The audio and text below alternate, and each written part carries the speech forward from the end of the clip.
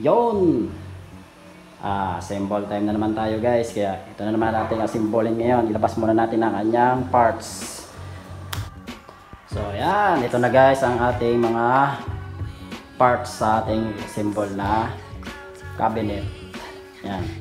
So ganito yan Yan. Yan.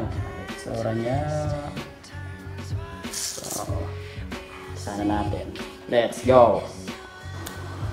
Tara, finished product.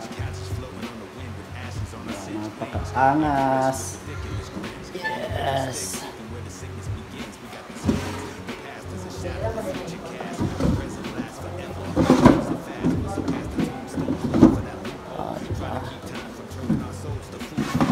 Yung drawer, 3 drawer.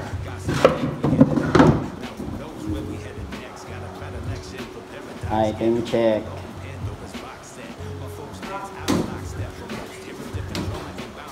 Yes. May isa pa yan. Yung kanyang likod. So, yun lang. Yan ang final result ng aking i-assemble, diba? Napakaangas. Kaya ano pang hinihintay nyo? Order na!